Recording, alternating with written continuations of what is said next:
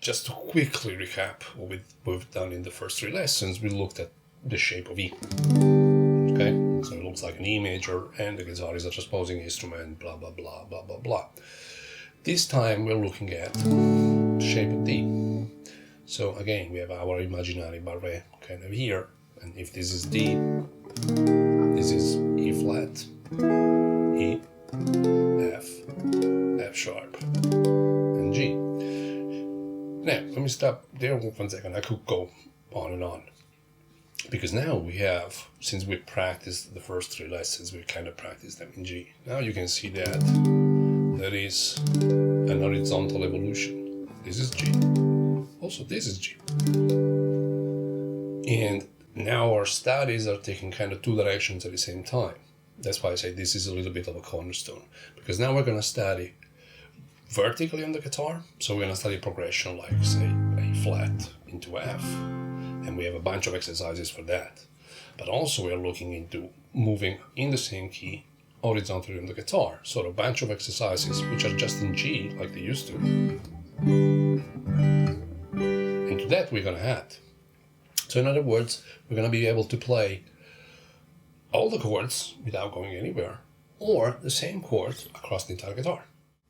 The kind of difficulty, if there is any, in visualizing this shape is that most guitar player, seems to me, visualize the guitar from the top, obviously, because that's the first thing we see. So like our root notes, we tend to see them on the first string and the second string, okay?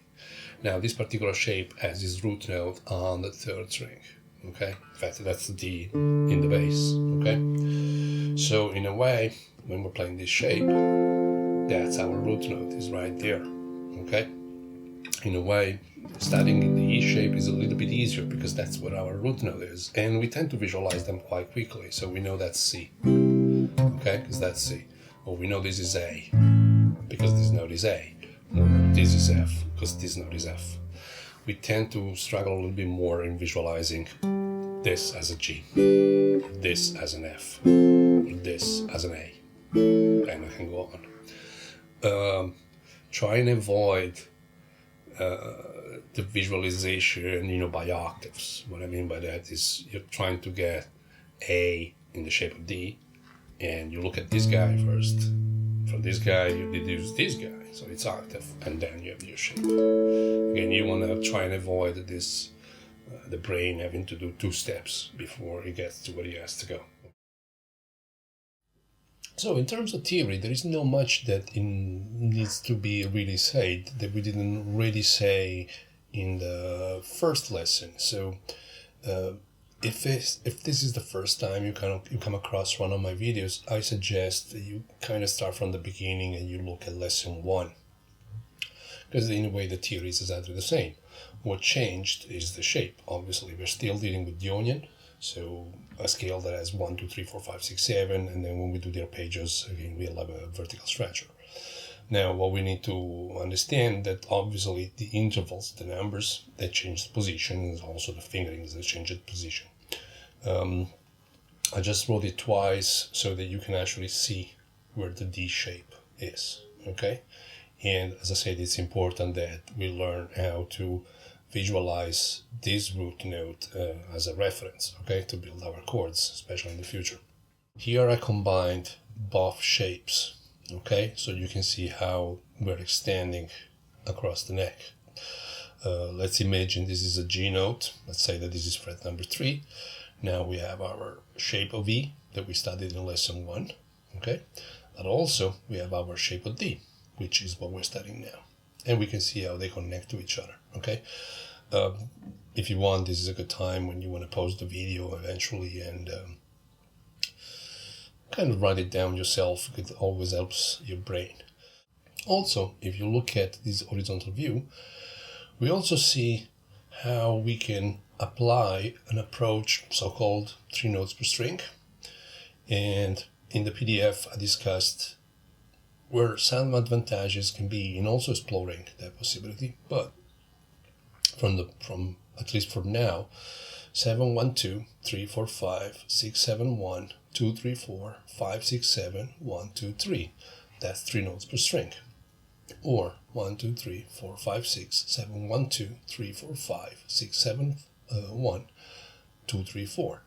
So the fact that we can take so many different directions at this point because we're combining shapes, we have a practice that has been done in 3 possible ways. Okay. First of all, we can practice just the shape. In this case, the shape of D. Exactly the same way we did with the shape of E. So the first 9 pages of the PDF are going to be dedicated with that. We're still doing just the shape of E, intervals, triads, extended triads, and so forth and so on. But also we're going to start practicing across shapes. So we're going to stay just in a section of the guitar and just move, in this case, from A flat to F. So from a shape of E to a shape of D. But also, if that was not enough, we're going to practice horizontally on the neck. So we're going to stay in G and move on the neck from the shape of E to the shape of D. And to this practice, we'll also include the 3 notes per string approach. So, and here here it's what the PDF looks like. So the first part, so from page 1 to page 9, is exactly kind of a carbon copy of what we did for the shape of E in the first lesson. It's just that, of course, now this is a different shape, different finger patterns. I wrote this in the key of F. You'll see later on why that's useful. And as I said, the first 9 pages, you're dealing with the scale, obviously with the intervals, second, thirds, fourths, fifths, all the way to the octaves, performed in 4 different ways. Then you have, of course, the triads and extended triads, and the usual groupings of 3 and 4. Once you reach page 9, so the following exercises can help in facilitating the vertical transition across shapes. In this case, shape of E major, and we're using A flat, to shape of D major, and we're using F. Okay, what's happening here? You are going up in A flat, so up using shape of E, and then back using F. Okay. So you're going from the first shape we started to the second shape we started. Here is the same but inverted. You're going down in F, you're going up in F and down in A flat. Here is the same exercise, and these are very important, where we're moving across scale every bar, and I use 8 notes because this will help you transitioning from a shape to another, say on the 3rd strings, on the 4th strings, or on the 5th strings. And that's very important because when we're playing, we're not changing keys just on the E strings, if that makes any sense. Okay, so here we're changing scale, we're changing shape every 8 notes. Okay, same thing here, it's just that we're starting from F and then going to A flat. Here is the same thing, and we are changing key every 4 notes. So it gets a little bit more complicated, okay? All the way to changing key every 2 notes. Now, this is kind of pushing it, if you ask me, but especially for those interested in jazz fusion, I mean, like music that has a lot of chords and key changes within 1 bar, that's the kind of exercise also that you want to approach in a way. So I wrote a PDF, I wrote exercises here where you're doing the same thing.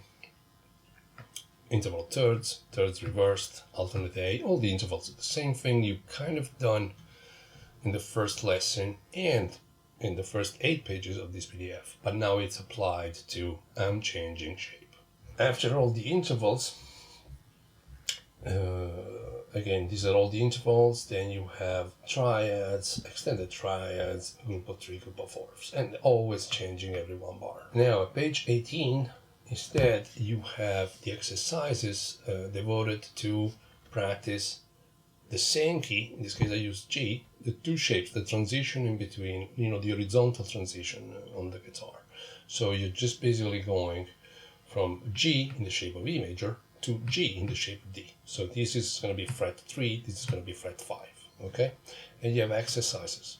Last but not least, we discussed the 3 notes per string approach, and the 2 shapes that we can derive from connecting what we learned so far. So here are a few exercises that you can do. It's just very basic, it's up and down, but 3 notes per string. The 3 notes per string approach, given its geometry and right hand picking consistency, is also very suitable for pattern playing. And you'll see in a second when you do these exercises what I mean by that. These are some pattern I wrote. I don't think they're original by any means. Some of them, like this for example, is very, very interesting, and I'll show it to you later on. And again, I wrote, I think, like a couple of pages of it. Yeah, here is some more pages. So we come to the best part, right? The playing. Not that I don't like practicing, but of course I like playing better, and you know, it doesn't. We're gonna devise 3 kind of way we can try and apply straight away whatever it is that you learned from this lesson. So say if you practiced just the scale and say seconds and thirds intervals, try and apply that in your playing straight away. So first of all, we're just going to practice the shape, so the first 8 pages. Again, we can do it with a loop or with a drone. Let's do it with a loop. So in this case I'm looping F.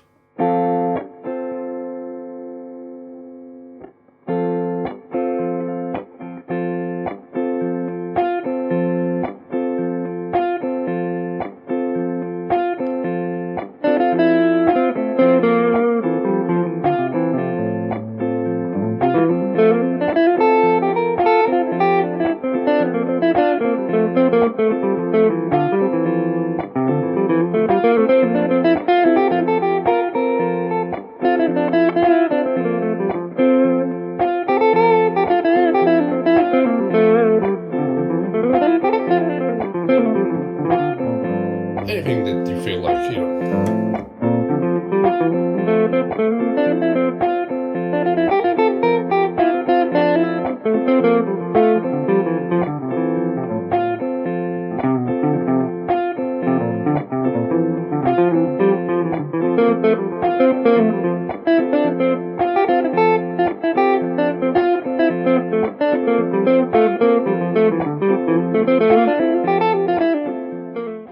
Another exercise obviously is the one related to the vertical execution. So now we're going to be using two kind of keys at the same time. In this case, I'm going to bounce in between an A flat and F. Let me loop this.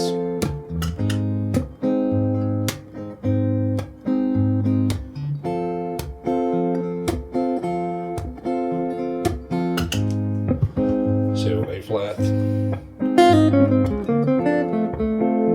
F.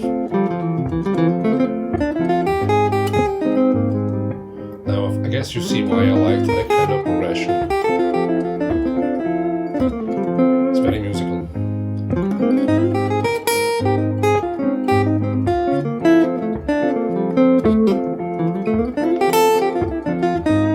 A flat.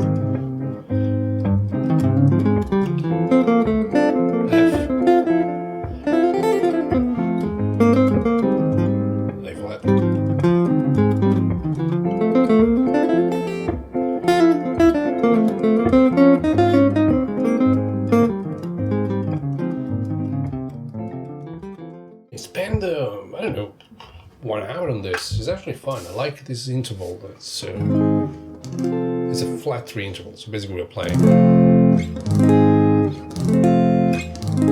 Right? It's just that we're staying vertical.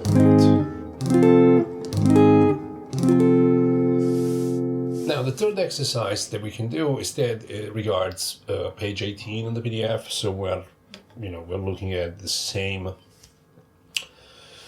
key, so G and G, and we're just trying to exploit the connection, so moving across a larger section on the neck and see where we can go with that. And of course in that we can also throw the 3 notes per strings kind of things. In this case I'm going to record chords, more sophisticated ones, let's say. I'm going to borrow them basically from lesson 3. When it comes to the shape, I'm also going to start adding some less common ones and reversed. And we will see this, I guess, lesson 6 when we do chords in the shape of D. Anyway, let's see what we can do with that.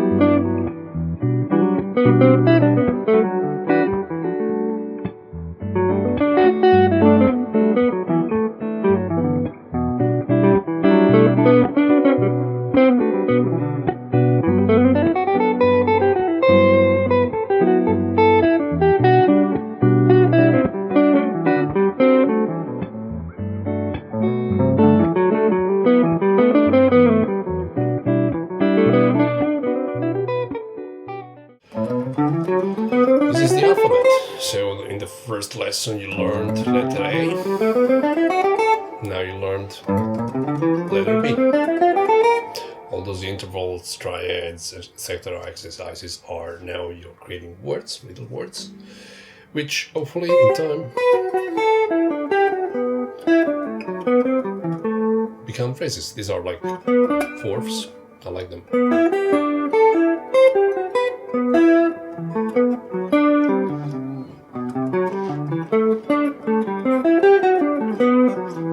These are just fourths, and I'm pretty sure you can hear the fact that it doesn't necessarily sound like an exercise now. Okay, this will be an exercise. Yeah. Who's gonna play a song like that? Okay, but already this, which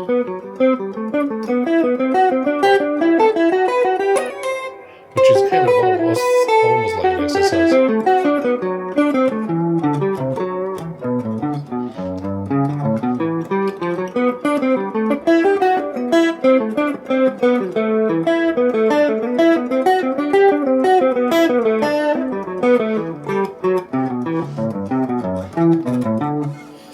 A little bit less, so it's a bit like more geared towards phrasing. It's been a pleasure as always. Next lesson obviously is going to be shape of D, and we're going to look at the arpeggios, so it's going to go parallel to lesson 2. Okay, see you next time. Bye.